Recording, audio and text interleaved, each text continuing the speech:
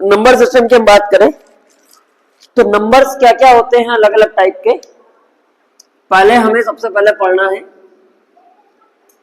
Natural numbers. ठीक, natural numbers को हम डिनोट करते हैं एन से। ठीक, जो स्टार्ट होता है हमारा 1 से, 1 2 3 4 अप टू इनफाइनाइट, ये हो गया नेचुरल नंबर। सेकंड हम बात करते हैं तो नेचुरल नंबर के बाद आते हैं होल नंबर्स, जो स्टार्ट होते हैं किससे, W से, और इसकी स्टार्टिंग है कहां से, 0 से। 0 1 2 3 4 अप टू, ये सारे नंबर्स क्या होते हैं, होल नंबर। होल नंबर के बाद हमारे पास तीसरे जो नंबर्स आते हैं दैट इज कॉल्ड इंटीजर्स, और इंटीजर्स को हम Z से या I से रिप्रेजेंट करते हैं, Z से या फिर I से। और ये इंटीजर हमारे तीन टाइप के होते हैं। एक होता है पॉजिटिव इंटीजर जिसको हम Z प्लस से, एक होता है नेगेटिव इंटीजर जिसको हम Z माइनस से, और एक होता है हमारा दैट इज जीरो इंटीजर। ठीक, तो पॉजिटिव इंटीजर में हमारे सारे पॉजिटिव नंबर चलते हैं 1 2 3 4 अप टू दिस।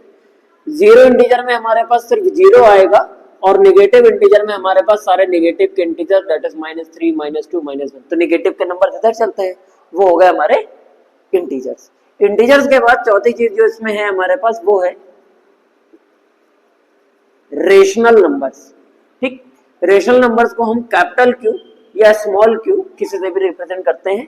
तो रेशनल नंबर्स क्या होते हैं, any number which represent in the form of p by q, जो p अपॉन q के फॉर्म में रिप्रेजेंट होते हैं, मतलब न्यूमरेटर अपॉन डिनोमिनेटर के फॉर्म में जो कोई भी नंबर हमारे डिनोट होते हैं वो सारे के सारे नंबर क्या होते हैं, रेशनल नंबर। जैसे मैंने एक नंबर लिखा 3/5, ये एक रेशनल नंबर है।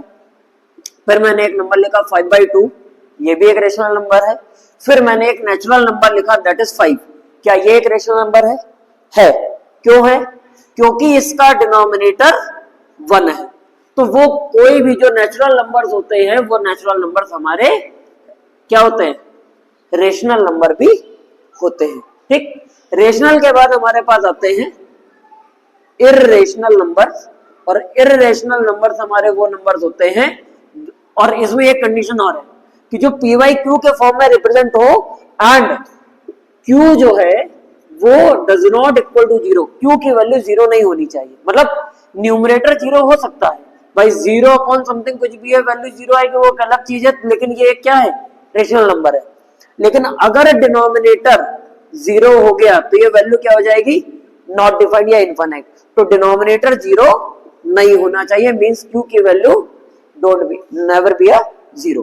ठीक, इसके बाद आते हैं हमारे इरेशनल नंबर्स। तो जिन नंबर्स को हम p by q के फॉर्म में रिप्रेजेंट नहीं कर सकते वो नंबर्स हमारे क्या होते हैं, इरेशनल नंबर होते हैं। ठीक, जैसे हमारे पास ये रूट के जो नंबर्स होते हैं √2, √3, √5, √7, ये सारे के सारे नंबर्स क्या है, इरेशनल नंबर है।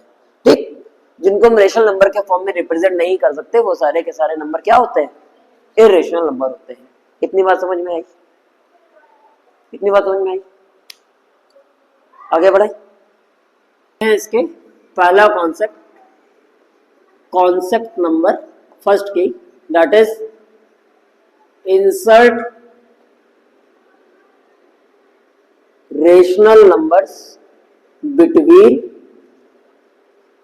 Two rational numbers. हमारे पास दो रेशनल नंबर गिवन है, उनके बीच में हमें रेशनल नंबर इंसर्ट करना है। ये हम लोग 8th में पढ़ चुके हैं, वही सेम कहानी है।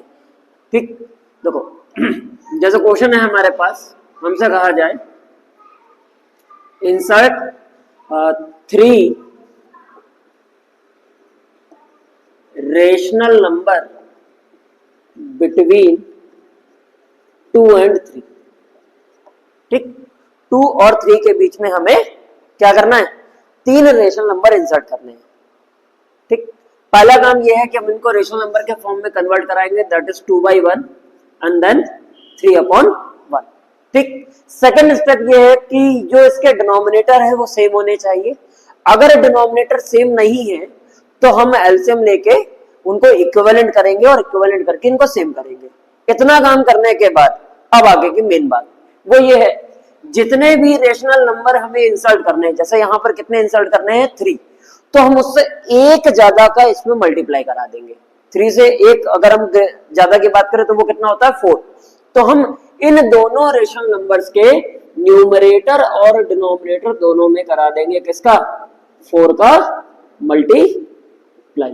तो ये बन जाएगा 4 2 8/4 और ये बन जाएगा 4 3 12/4।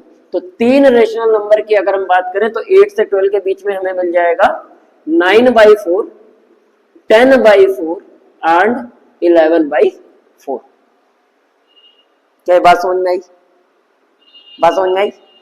ठीक, तो एक और क्वेश्चन लेते हैं हम लोग। Insert 5 rational number between 2/3 and 4/3। 2/3 और 4/3 के बीच में हमें कितने रेशनल नंबर इंसर्ट करने हैं? क्या इनका डिनोमिनेटर सेम है? अगर डिनोमिनेटर सेम है तो हमें इक्विवेलेंट तो करना ही नहीं पड़ेगा, तो हम सीधे सीधे क्या लिखेंगे 2/3 और सेकंड क्या हो जाएगा 4/3। मल्टीप्लाई कितने का कराएंगे 5 है तो 6 का, that is 2 multiplied by 6 and 3 multiplied by 6, 4 multiplied by 6 and 3 multiplied by 6। तो ये कितना हो जाएगा 6 2 12 और 6 3 18।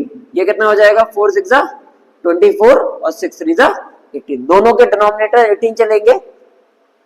अब 12 और 24 ये दो नंबर मिलना है हमें, तो 12 से 24 के बीच में हमें बहुत सारे नंबर मिलेंगे, हमें उनमें से कोई भी 5 लिख देने। कितने लिखने हैं? कोई भी 5। तो आंसर में जो 5 आएगा वो हम लिख देंगे 13/18 और 14/18, 15/18, 16/18, 17/18। 1 2 3 4 5 ये हो गए। ठीक, एग्जैक्ट भी मिल जाते हैं जितने इंसर्ट करने हैं, और अगर एक्स्ट्रा भी मिल रहे हैं तो हम फिर कोई भी उनमें से 4 5 जो भी हमें जितने इंसर्ट करने हैं वो लिख सकते हैं। इतनी बात समझ में आई?